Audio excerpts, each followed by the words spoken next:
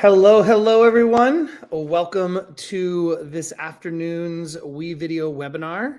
I am your host, Ryan Kochevar, the WeVideo Customer Success Enablement Director.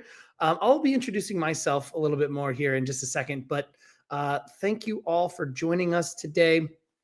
We're going to get started here in just a minute as folks start trickling in. But as you're coming into the session today, if you could share with us your name and where you are viewing from, that would be really great to see where all of our live attendees are coming to us from today as we talk about introduction to multimedia instruction with WeVideo. So that's the title of our presentation today. This session is designed for about a 45-minute presentation. So it could be up to an hour, but I hope to be with you here for the next 45 minutes at least. We're going to see and talk about all things multimedia instruction. This session is really designed for beginners, folks who are brand new to either the concept of using video as a medium of instruction or brand new to the WeVideo product. So as we dive into the agenda, and hello to Dawn from Washington and Glenna from Texas. Hi, Joshua from Oklahoma, Northeast Oklahoma. Welcome in. So this session is designed as a beginner session. It's designed to acclimate you to the WeVideo environment, give you some ideas on how you can get started, and talk through why we feel video instruction is an important medium to integrate into your curriculum and provide to your students. And hello to Megan from Wisconsin. So let's dive into the agenda. And I will say before we get into the agenda, this will be a recorded session, so you can access the content on demand after we are done today. So if you need to go back and check out anything that you may have missed or rewatch a portion of our presentation today, you can do that by returning to our StreamYard link. Or if you have to leave early today, you can't stay with us the whole time, you can always see our session on demand once we've finished the recording today. I'm going to share our deck with you. If you are interested in following along with the presentation, I'll do that here now. I'm going to go ahead and put it on screen as a banner, but I'll also drop it in the chat as well. That is for you to follow along. In this deck is going to be the slides that I'm going to share with you, but it also at the end has some tutorial GIFs that you can use that are part of our video editing checklist that I'll go through and share with you all today as well. So as I said, I'm Ryan Kochevar. I'm the director of our enablement team here at WeVideo. I get to do fun things like present these webinars, facilitate these opportunities for you to learn more about our product, how we see it being used in the classroom, and all of the good fun that comes along with that.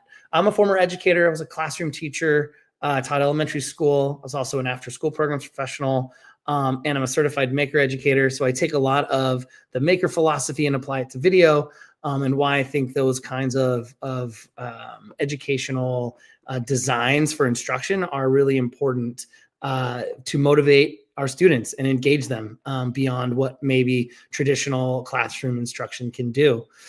So we've got a packed agenda. We're going to talk about a lot of things that as it relates to video and specifically our WeVideo product. We're going to dive first into why video. We're going to analyze a piece of media for its strength for using video as a communication tool. So we're going to hopefully make the chat interactive today. I'll be asking you some questions. I'll be asking for your responses and your thoughts, because I'm always curious what our audience thinks and feels about the content we're presenting and your ideas about how you see using video and why it's important. Then we're going to get into more specifically what the benefits of multimedia education are. This is going to be some of what we've found just through conversations with our customers or seeing what customers of ours produce, but also from research generally in education as to the benefits of multimodal experiences, the production of media, and things of that nature when it comes to these opportunities for students. I'm going to go quickly through the best hits of WeVideo. I'm going to share some WeVideo highlights, like what you can expect from our product, and sort of those big, flashy, wow ideas about how you can start using the product. Then we'll do a product introduction. I'll take you through a video editing checklist. We'll talk about how to get started. I'll jump into the product and do a quick demo. And then I'm going to share some resources, so ways that you can continue to engage with us, how you can become WeVideo certified, how your students or staff can become WeVideo certified to learn the tool in a more self-paced way. And then at the end, I'll leave time for questions and let you know next steps for you. There's more webinar opportunities where you can get more advanced with our editing techniques. You can learn more specifically how to implement media, long form and short form media projects into your classroom. So just ways that you can continue to engage with us and learn more about our products. So it is just me here with you today. Typically we have folks in the chat, but this afternoon, it will be me and me alone. So if I take a minute getting to your question, please know that I will get to it. Like I said, I'll leave some time at the end that we can ask questions and I can answer those. So I'll be scanning the comments section, but it may take me a minute or so to respond to you. Please ask all the questions you want. I will get to them eventually. If I can't do it live here, we'll follow up with you and get you to if I can't answer your question, I'll get you to the person that can answer it for me, excuse me. All right, let's dive in. So we're going to start with why video. And our focus at WeVideo is, we know traditionally folks come to our product, to the WeVideo product, and maybe this is you, for a number of different reasons, but primarily we see a lot of our media arts educators using it in our journalism classes. Our morning news teachers or weekly news teachers have come to WeVideo to do many things with the product. But we also know that video instruction and utilizing video as a means of teaching and of learning and of demonstrating what you know applies to core content areas as well. So I'm going to share a video from a STEM application from a STEM classroom, and it's a science documentary. WeVideo partners with an organization, a PBS affiliate here in Northern California, where I'm located, called KQED. If you're not familiar with them, they are an amazing youth media organization that promotes very similar ideals to what we promote about video. They have a number of resources on how you can take advantage of video in your classroom. And so we partner with them on their youth media challenges. And this video called Feeding the Planet came out of that youth media challenge. And I always like to share this video. There's other content for you that you can click into and look at and watch on your own time that shows you an example from English language arts and from social studies. We're going to focus on this video. I just think it's a really great example, a simple example of the power of the medium of video as a method of communicating and demonstrating what students know and elevating student voice. So as we're watching this video, and I'm going to cue it up because I do have to click out of this tab into another browser tab. As I'm queuing this up, I posed the question, and we pose the question when we view this video and when we show it, of what are the benefits of incorporating media projects in the classroom, in your opinion. And by watching this video, what do you think is the strength of this piece as a video rather than some other media, right? Like just a still image, or even maybe a traditional essay, or a presentation, a slides presentation, right? So thinking about with this video, what are some of those benefits that are coming through for students or for your instruction? So I'd like to see responses to this video in the chat. If you have one, that's great. It's always nice to see what your thinking is. So I'm gonna go ahead and play this. I'm gonna jump over here to the share page, and I'm gonna play this and full screen it for you, and we'll watch this and begin thinking about the answers to that question. What makes this piece powerful as a video? On November 15th, 2022, our planet gained its 8th billionth citizen. As the population of Earth increases, so does the amount of food that we, as a society, need to keep us going.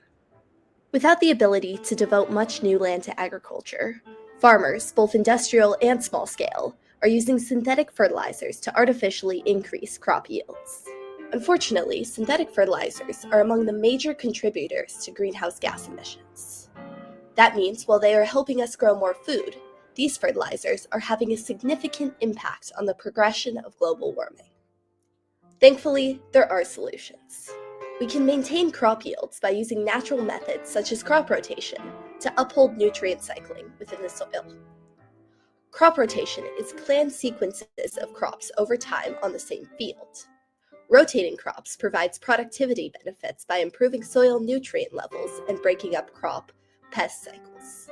Another environmentally conscious way of farming is to lower the amount of synthetic fertilizers used by supplementing them with endomycorrhizal fungi. This microscopic fungi forms a symbiotic relationship with the plant's roots, causing them to uptake nutrients better, therefore requiring less fertilizers. Although this action isn't fully getting rid of fertilizer-based nitrous oxide emissions, it can still help mitigate the disastrous effects of global warming.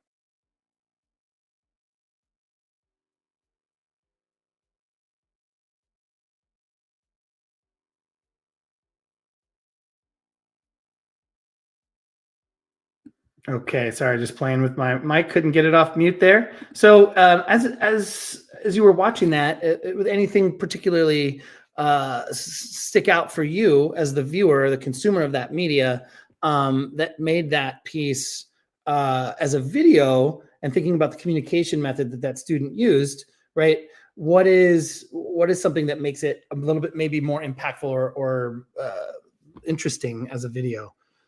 Yes, we have a comment coming in here from Glenna. You can definitely tell the student had a good grasp of the topic. Yes, absolutely. And not just from that video, right? Because what goes into that and what we'll share a little bit about in this introduction is that script writing went into that, right? That narration wasn't done in the moment. I mean, maybe it was, but typically it's not, right? A rehearsed narration with the script, and so writing practice of getting your words down onto a piece of paper so that you can speak it and narrate it over some video content is a really great way to show and demonstrate mastery over the content. And she did. She had a really great grasp over that content for sure. So as I move through, you can continue leaving your comments about what you feel like are the benefits of multimedia projects. Again, I encourage you to check out those other examples and learn about how media fits into personal narrative in English language arts and in persuasive writing in social studies. So we've got some great examples there as well. So moving on, right? I think we've talked, you can see a little bit about the benefits of media from watching that video, but really just a few other ones is that media projects really demand empathy from the producer. And in that, creating a piece of media can help create an empathetic perspective, especially if you're sharing a lived experience or if you're consuming the lived experiences of others. In that, a story in video form allows us to communicate who we are and where we've come from, right? And when we're producing that, we're able to communicate that in a certain way to an audience that's then going to watch that and have some of those skills and empathy that are fostered by watching and understanding who you are and what you're sharing about your story. And that can be a story about yourself. It can be a story about others. It could be an understanding of a particular content area. And that's a really important component in producing media, right? Creativity, of course, right? It allows students to be creative in the way that they're demonstrating their understanding over concepts, or that they're sharing their voice, or that they're communicating their message, right? And I think in that video we just watched, there were some really excellent creative choices made as to how they were communicating what they learned. So one of the things, and a comment from Don here, is that lowers the effective filter by giving the opportunity to edit and adjust, right? As opposed to a traditional presentation where maybe it's more difficult to edit and adjust on the fly. And it does definitely lower the risk. And you don't always have to be on camera, right? We saw in that example, it was just their voice. And you don't even need to do that. There's ways to incorporate text and video that really does allow you to practice, rehearse, refine, and adjust how you're communicating what you know to that broader audience. I got a comment that there's nothing on the screen. Patricia, I'd try to maybe refresh. If others are having that issue, not sure, but if you try refreshing, that might help.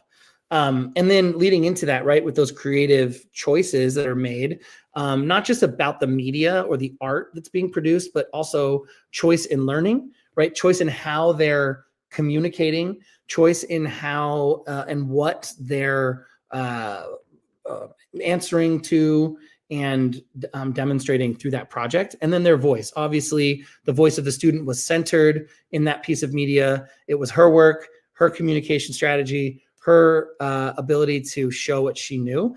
And those are really amplified and are a core benefit of why using media in the classroom is an important part of helping students provide an alternative way to learn and to demonstrate learning. So with that, it's a really also a foundation of media literacy by incorporating media projects and allowing students to become the producers of media. It allows access to the skills necessary to analyze and evaluate media, because as you're making it, you yourself are analyzing and evaluating the choices that you've made in what you're sharing with people and deciding on how that's being communicated to a particular audience, right? And so by producing media, you're often analyzing and evaluating it and accessing skills to do that with now other pieces of media that you consume, right? So in the age of video consumption, right, scrolling on TikTok, scrolling on Instagram Reels, scrolling on Facebook, whatever it is, creators are making media for particular purposes. And there are pieces of media that are being designed and published for specific audiences to convince, persuade, all of these different ways that producers make content and the reasons for them. Our teaching can become so much more tangible and based in the real world when we're allowing students to become producers of media, because that again is feeding that cycle of being able to analyze, evaluate, and then create, right? Using all different forms of communication. So if you're embedding media literacy into your curriculum, wherever that is, if you're an ELA teacher or a social studies teacher, right? This access to media, this access to the production of media really helps feed those skills of analyzing and evaluating, and helps us create and learn how we're acting on those forms of communication. And obviously multimedia is multimodal. And we know from education research that multimodal learning allows students to make those creative and purposeful choices about how to communicate effectively to particular audiences that we talked about.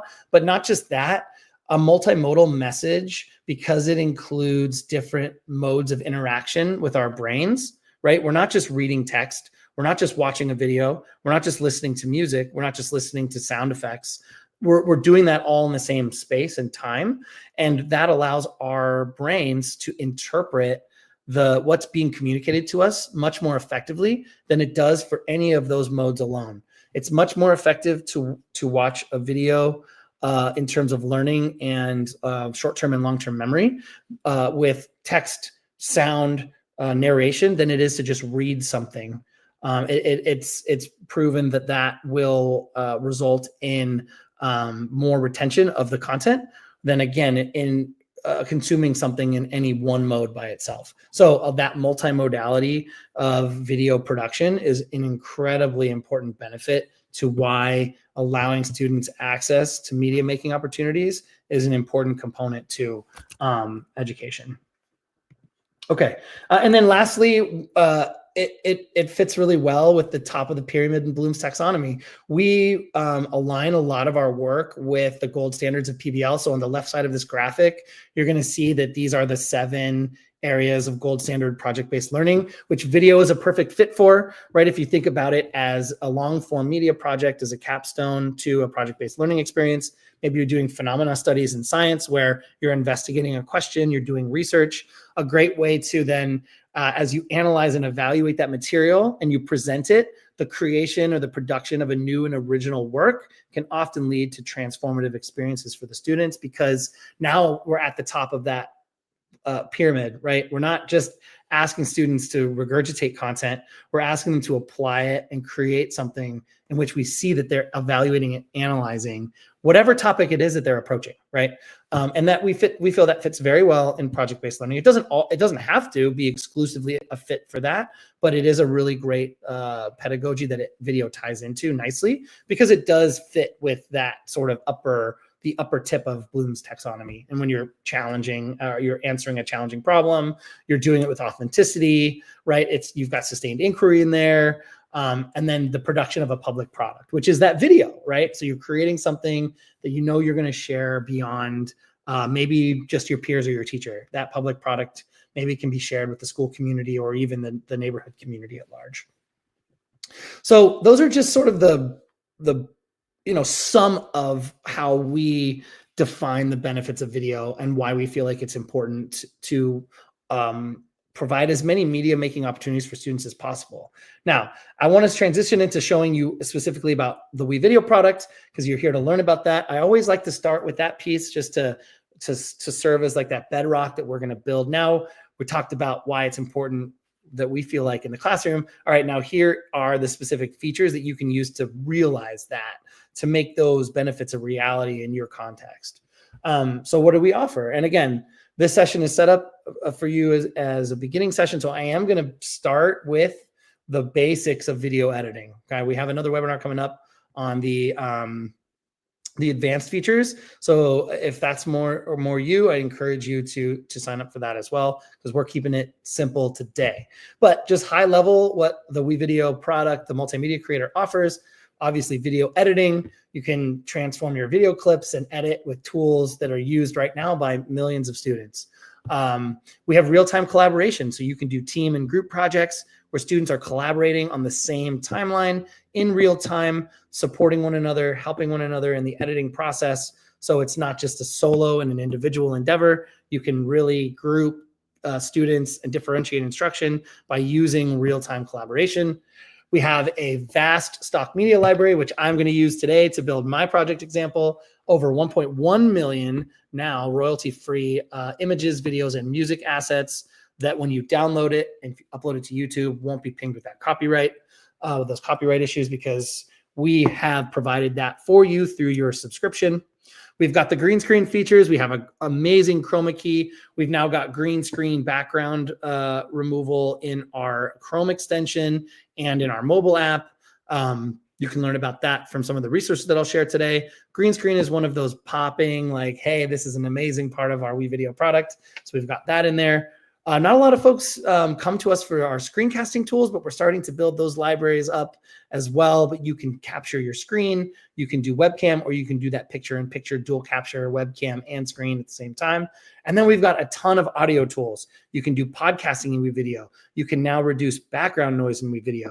We now have a text-to-speech AI voice generator in our product to help you narrate. With those students that may not want to narrate with their voice, you can put an AI voice over your content now, which is super exciting. That's a new feature that was released last fall. So we're always improving our tools. We're always innovating the editor and everything that comes with making it easier and more fun and offering more creative opportunities for students to engage and for you to engage in multimedia creation.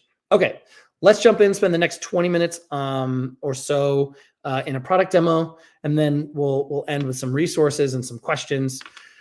So we always encourage you, if this is your first time with multimedia, if this is your first experience with WeVideo, start small and keep it simple. And if this is something that you want to practice on your own, or you're going to start with your students, right? We've just kind of rolled back to school in the last few weeks from winter break. If you see elective students or you have multiple periods that you rotate throughout the year, we always encourage teachers to start with simple community building video projects. Now, this is at the beginning of the year, because typically we'll run our intro in August for back to school, and now for that next semester, in case you're seeing a new crop of students. But it's a great community building activity if that's something you build in to all of your classes.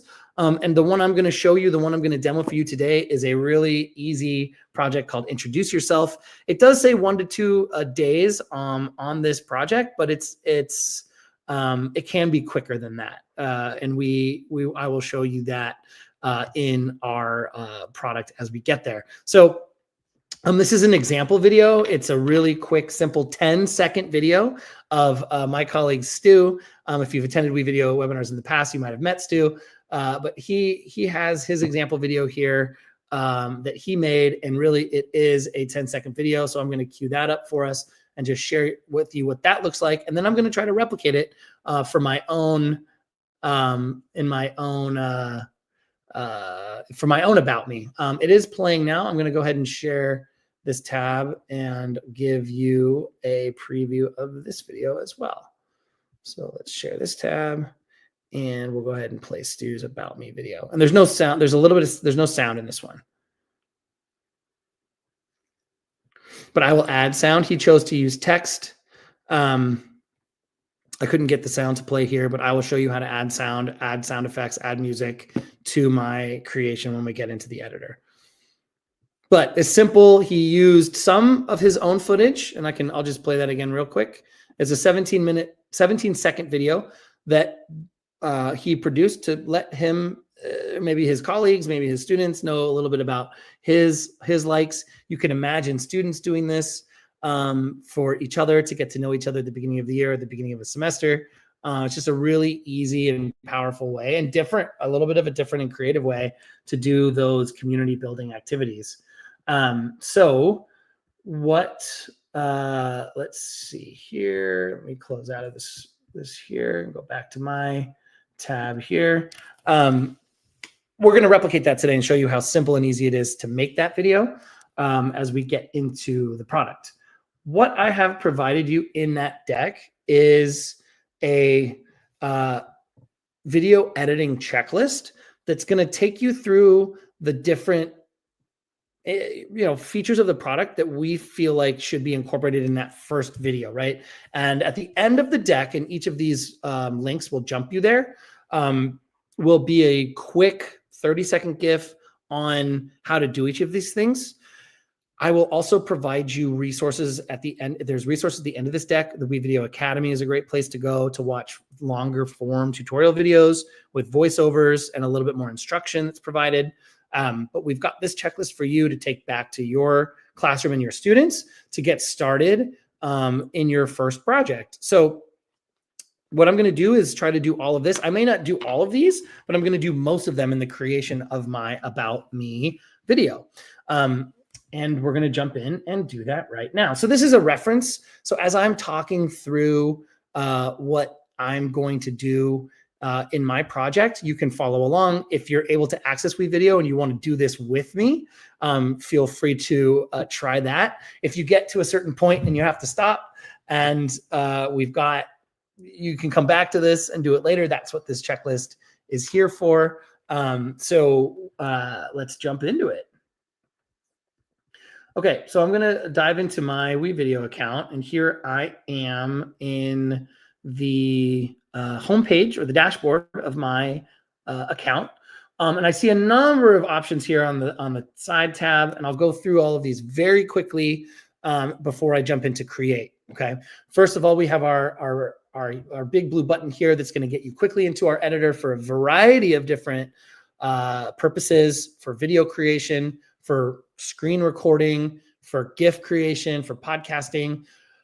We have a storyboard editor, which is a simplified version of our full-featured editor. This is great for younger creators.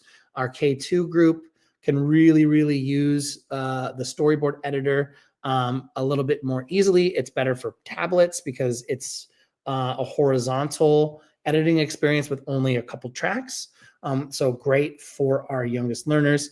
You can jump right into our assignment designer, creating assignments that I'll show you for students. And then if you have access to our interactive video tools, you can also create interactive videos right from the homepage. Classes and assignment ideas I will touch on in just a little bit after we've gotten into the product. Our template library This is both templates that WeVideo has created that you can access and templates that you can create as an admin or a teacher that you can use in quick projects and replicate and share with others. So if you've got a really great project that you've made and you save it as a template, as an example for your students, other teachers can utilize what you've made and you can share your work if you all exist in the same WeVideo instance. So a really cool and easy and quick way to get started. We'll focus on projects when we jump in and do our About Me. This is the home of where you're going to find all of your projects that are not tied to student assignments. We have interactive videos. If you see this, you have access to our interactive video designer. That introduction was a couple weeks ago, so we have that on demand. If you're interested to learn more about interactive videos, I encourage you to go ahead and jump over to that training, which we gave a couple weeks ago with my colleague Taylor.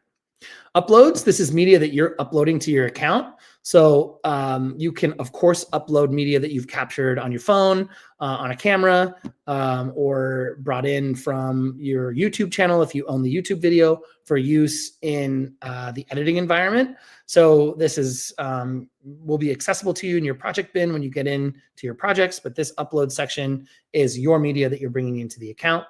Exports, any videos that you finish. Okay, if you when we get in there, I'm going to show you, I talked about making a public product. These exports are able to be shared widely with shared links. You can send them to YouTube if that is allowed by your district. You can send them to Google Drive or OneDrive if you have those destinations integrated. Or if you are integrating to Schoology or Canvas, we do have the ability to save videos to those environments as well. That would be a discussion that you would have with your WeVideo admin or any of your LMS or your Google admins to see what kinds of integrations you have and where you can send your finished content. And you can access it all here from your exports tab. And then playlists, this is like a virtual gallery, a sequence of videos that you've collected that you can share. So you have a student project, every student's done maybe that STEM project you saw, you had 5-6 groups of students creating those projects. You can then sequence them in a playlist and share that as well. And then you can watch each video one by one in that playlist. So a really cool way to package a bunch of videos together. I've seen a lot of teachers use this for virtual gallery walks, for film festivals, for public displays of content that's all in one place for you to watch. Okay, so that's kind of our sidebar tab. That's all the different tabs we have where your content's going to live, where your creation opportunities are going to be. So let's jump in. Let's create an About Me project. So I already created one here, so I can access that through my project tab. But if you wanted to just quickly do that, all you do is hit create. And it will take you into the editor. I'm going to select edit, which is going to get me into the editor. And this is what it looks like. If it's your first time, it might have the white background or the light background. And you can change that by going to the hamburger menu, selecting that, selecting theme, and then selecting light or dark. I personally prefer to edit in dark mode. It's just easier for my eyes. Some folks like the light mode. So you can do either. This is what it might look like when you first get in here. But again, I prefer dark mode. Once you've selected that, it's going to be your default setting every time you create a project. So whatever you have selected, it's going to default to that. Okay, so first thing I'm going to do, I created my project, and now I'm going to add media. So I'm going to use media from the stock media library because I didn't collect any footage about me. I probably have it somewhere, but I'm not going to use it in this project. It's easier to just show you how this all works from our videos and images. What I'm first going to do is go search our stock media library for some videos of like hobbies or things that I really love and that I'm passionate about. And so I'm going to choose 3, very similarly to what Stu did. I don't have that intro clip of me, so I'll work it in the best I can. But first and foremost, I am a drummer. So in my free time, I enjoy drumming. So I'm going to find a video of that. I'm going to lead with that. Let's take this 12-second clip. That looks good. Because remember, we don't want this video to be too long. 20 seconds max, 30 seconds at the very, very most, right? 20 to 30 seconds in there. That's how long you want it to be. This clip's 12 seconds long, but I know I can trim and manipulate it on the timeline. So I can save this to my project bin by selecting I right-clicked and select share to project, or I can just drag it into the timeline itself by grabbing it with my mouse and dragging into my video track. We have two different kinds of tracks. We have video tracks and we have audio tracks. The text track serves as a video track in that it'll accept video media. If you try to drag this onto the audio track, it's going to have a red bar around it and be angry at you because you can't do that. So just know that there's those two different kinds of tracks. It's basically file extension based. So you've got your video or your GIF tracks or your image tracks, and you have your audio tracks. So just wanted to quickly delineate that. You can change the name of tracks. So I might call this video 1 and this video 2, but I'm going to actually use text here. So I'm going to change that back to text just to show you how you can adjust that. And I just clicked into there to change it. So I'm going to find a video on drumming. And then I also enjoy cooking, much like Stu. We're very similar people. So I'm going to find maybe, there we go. This is like a saute. He's sauteing here. So I'm going to share this to project, but I'm also going to drag it down. And I'm going to go ahead and set it next to my clip. Just put it right up against, and it'll snap to the clip. So it's right up against the other clip. So it'll just jump from one clip to the next. I can move my playhead and preview that. Okay, yeah, I like that. I can just start and stop my clips with my space bar as I am working with my media. Okay, and then the third clip I'll have is coaching. I am a youth sports coach. And so let's see, how about sports coaching, or maybe just sports, let's see, or how about let's get even more specific. Let's say baseball season's coming up. There's a 12-second clip, 30-second clip of this guy diving. Sure. Great little slow-mo. Oh, that's a cool video. So I'll drag that down, right? You know what? I want to find a better clip. So I'm going to say baseball, youth baseball. Let's see what that comes up with. Youth baseball. Okay, not seeing great clips on that. So I will just take maybe an image, let's say, from this catching image. We'll just do that. There we go. Okay, cool. Just for the sake of time. All right, so now I've got my 3 clips. And now the next part of the checklist is to edit or trim or drag the media. So in total now, I've got probably about more than 30 seconds of media here, about 36 seconds of media. I want to trim it down so they're all the same length about. So I'll first start by trimming this one to 12 seconds, and I'm just dragging the end of the clip and sliding it down. Then I'm going to grab this and drag it down. This is 6 seconds. So maybe I want each clip to be 6 seconds long. So I'll go ahead and maybe shorten it, or maybe to 6.5-ish. We'll do 6:20. We'll make them, for the sake of time, you can get really particular and specific about how you're doing this. But if I've got this, I'm just going to go ahead and shrink that down. Okay, and then this catching clip will be right there. Perfect. All right, now I've pulled my clips to my timeline. I've trimmed them.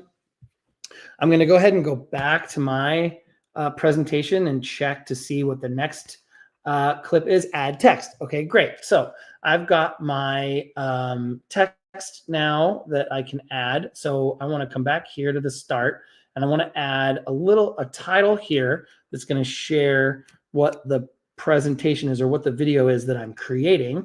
So I'm going to go ahead and come down. I'm going to go to the project bin, and so you can see here's all the media I put on the timeline or I shared to my project media. And each clip that you see that has check marks are clips that have been used in your timeline already. I can also toggle to hide that used media, so I see only the media that I haven't used before. This is a great way to organize and make sure that you know what's already in your project and what you haven't used yet. It's a really nice little toggle feature that we just added. So let's find some text. So we have a lot of text examples. We've got caption text, we've got motion text, we've got transparent text now. We have a whole new text engine that we released last year that's going to have a lot of different fonts and styles that you can use.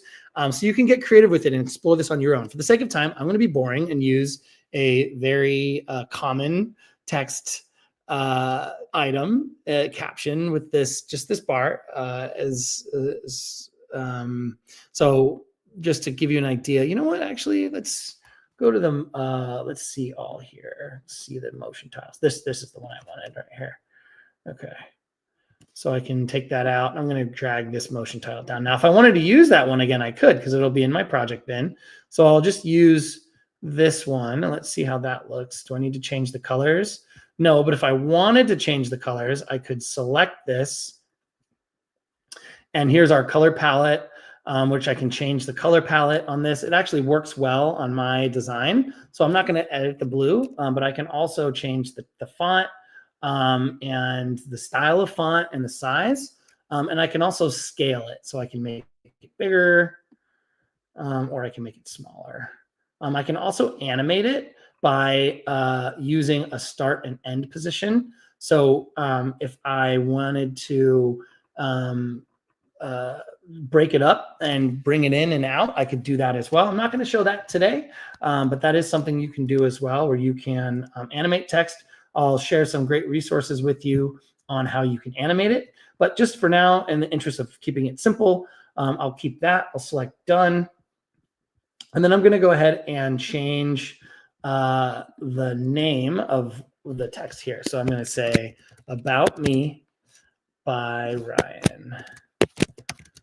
And that is a quick and easy way to add text and title your video. So I'm going to select done now. Whoops, that's skipping a step. So now I've got my text. Great. Now I've got my text and I've got my media. Let's see how that looks. Drag the playhead back. I'm going to preview it. And now it comes up and it shows the About Me. And it's going to go on to my next clips. Okay, pause there. Great. We've got all that down. We've added media. We've trimmed that media. We've added some text. Now let's add some transitions to make it a little bit more engaging and more interesting. There's two ways to add transitions to your media. You can add it from our side tab here with transitions. We have a number of fun transitions you can use, or you can add them what's called inline by selecting the clip and then selecting the plus for the transition. I'll do that. When you do that, it will default to the crossfade. And so I'll keep that one just for sure. And then I'll use two other ones to show you the difference. I'm going to add it inline again. I can, of course, click on it and adjust the duration, how long the transition is going to run for, and the type of transition. Let's just do a cross. Let's do a cross dissolve for this one. And then I'm going to end with a dip to black because I like to end here, and we'll fade out. We'll learn how to quickly fade out our music. So cool, dip to black, done. All right, let's go preview this. Let's see what that looks like. We've got the text coming up. We're gonna see the first transition. All right, cool. That goes right into that saute pan. And then we've got the cross mosaic into the coaching a little catching there, and then the dip to black. Perfect. Okay, cool, great. Now I've got engaging transitions. I've got my text. Let's add some music because we want to make this a multimodal experience. Now we've got text, we've got moving video. We don't have any images, and we're not going to add that, but we could. But we're going to add some audio. So I want to find some music that goes along with my About Me. And let's look for some jazz, because I do enjoy jazz music. And I can preview what the sounds are here. Oh, that one sounds good. Okay, I'm going to try this audio for the sake of time. I found it pretty quickly. And I'm going to go ahead and shorten. I'm going to shorten the clip so it goes right up against the end of my images. And then what I'm going to do is I'm going to want it to fade in and out. And so a really easy way to do that is to select this and then select fade.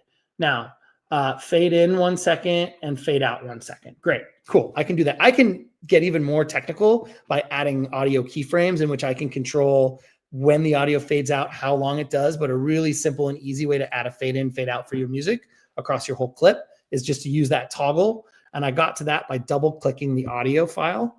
And then that would takes me to the editor, or I can select this button here, edit, and that's going to get me the editing options for my audio. You might notice this cool reduced noise beta. I'll show you that when we get to the narration. I don't have a lot of noise where I am, but you might in a busy and noisy classroom. So the reduced noise function is a really, really helpful tool to help get clean audio for your projects and your student projects. All right, I'm going to select done, and then let's test it. Let's see if it does the fade. Fades in, and then out here. Perfect, fades out. Great, okay. A fairly quick and engaging about me. Now I can do 2 additional things. I'm going to do 2 additional things. I'm going to go back and check my checklist. Okay, I've done the media, I've done the editing, I've added the text, I've added transitions, I've edited the audio, right? And now I want to customize it, and I can customize it in a couple of ways to add more context for my project. I can either record my voice through our narration tools, which I will show you, or I can add captions like Stu did using the text. So I'm going to just go ahead and record my voice because I can add captions later once I've exported it. I can add subtitles to my project. So what I'm going to do is I am going to go back to my project bin, and I'm going to go ahead and drag the header to the beginning, and I'm going to select Add Media, Narrate. Now, I said earlier we have this cool new text-to-speech beta, which will get you to, you don't have to use your voice. You can write this out, what you want to say, and then feed it to an AI voice, and that will populate your project. But I'm going to go ahead and show you what it looks like to record your own voice by selecting Narrate. I'm going to choose my audio source. Right now, I'm just rocking a default MacBook microphone, so I'm going to hit Start. So I've the video muted while recording. This is important because I don't want to hear the jazz music playing. I just want to see the video so I can narrate. And I'm doing this without a script. Typically, students might have a script. You might have a script at what you want to narrate at what points of the video. And I'm going to just go ahead and freeform this. And I'm going to hit record. And we'll start the recording. Hi, everyone. I'm Ryan, and this is all about me. First, I love to drum. I also love cooking. It's a definite passion of mine. And lastly, I love baseball and coaching youth and developing their baseball skills. Great. That was a perfect take on the first time. And now I can either, if I screwed that up, I can record it again. I can cancel it entirely and be like, nah, I don't want to do that right now. Or I can save it. And when I save it, it's going to automatically populate a voiceover track here. So you see it kind of goes a little bit farther on to the project than I maybe want. I think a lot of this out here might be, so I can actually kind of drag it to match the video. I'd want to preview that and check it and make sure it's right. But now I've got a voiceover track, I've got audio, I've got text, and I've got video. What I don't want to do is have my audio interfere with that voiceover track. So I can actually lower the master volume. And what I use as a best practice for this is 20% or less for the audio. So I'm going to go all the way down to, let's say 19%, and then play that back to see how it sounds. Hi, everyone. I'm Ryan.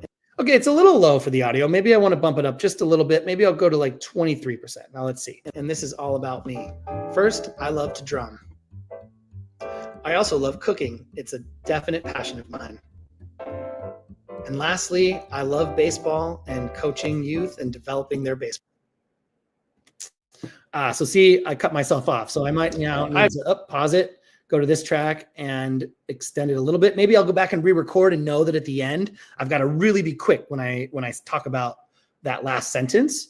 But otherwise, now we have a complete project. You can continue iterating on this, putting more creative flourishes on it. But in the interest of time, we are running long. I'll leave it at that, but really quick and easy and simple project to get you and your students introducing themselves in a very creative and low stakes way. Honestly, this is something that you can use to experiment with the software, to learn it with your students, to integrate it as that first media project you do with kids, to get to understand, one, how multimodal the experience is, two, how they can become producers of media right away, and three, how they can share who they are in a creative and fun environment. So when I'm done, I'm going to hit export and I'm going to export my project. Someone asked, can you import sorry, can you export? I thought your question, Ava, sorry, was about importing or sending to YouTube, but there are, I will address your question in just a second. But you can change the title here. You can export it in different ways. Like I could export this as a GIF if I wanted. It would not include any audio. If that was the case, I could do this as an audio only file. So it would just be music and me narrating. But this works as a video file, so I can do that. And again, as long as you connect these destinations, you can export it there. We have advanced settings as well. So I'm going to hit export. That's going to take my video. There's going to be some processing time, but after you do this, you can share this again as a link or to YouTube or to Vimeo or to, not to Vimeo, excuse me, to YouTube or to the Google Drive or OneDrive to, send it wherever you need it to be. You can download this locally. You can add it to a playlist. You can add subtitles. So you have subtitles where it will automatically generate timestamped and editable subtitles for your video as long as there's dialogue. So you can do that. You can change the details, or you can, if you have access to the tools, you can add interactive elements to your video. All right, so I'm going to click done. It does take a while to process. And I'm going to kind of pause there. I'm going to look to see if I have any questions. And then I'm going to jump in really quick to show you how our classes feature works before we wrap up with some resources. Looks like Ava, yes, you will have access to this recording. I don't know if you've left yet. And then your other question is about importing a YouTube video. Only if it's your video that you've uploaded to YouTube. You cannot take a video and download it from YouTube and upload it and edit that and then republish it, because that's copyright of the creator.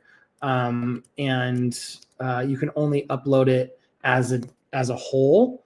So videos that you own on YouTube that you've created, you can edit, but not like videos that do not belong to you that are on YouTube, if that makes sense. And then Mike has a question. Do you have anything in product development that would allow students to easily share their projects within a WeVideo class? It would be so great if students could post a common space and view comment on their classmates' videos. Yes. A playlist students would be able to see their work, each other's work. They wouldn't be able to comment on it yet. So we are definitely exploring product development in that realm. We do have features in our interactivity tools where you can take student videos, build them into an interactive environment, and add a discussion prompt where they can respond and comment on each other's videos in that portion of the product. But in the multimedia creator, that isn't yet developed, but they can watch each other's videos and share with one another through that playlist feature. If you want to know more about the capabilities of interactivity, we've got a couple webinars coming up that I think you'd benefit to learn more about if you're interested in that. That would be the closest thing to what you're talking about. But we definitely are hearing from others like yourself about that feature of commenting on videos. Now you can do that if you're in a team. So if you're working on a collaborative project, students can leave each other feedback, but that's not really on the completed video. That's more on the video in progress. And I think what you're talking about is like view a video, comment on the video itself, and have a little bit of a back and forth maybe between the teacher and the student, or the student and the student. So that's definitely, we're looking at that, but it's not there quite yet. But great question. Okay, so in the last few minutes that we have, just want to show you if you want to organize your students into classes and into media, you can do that by accessing our classes tab. And it's really easy to create a class.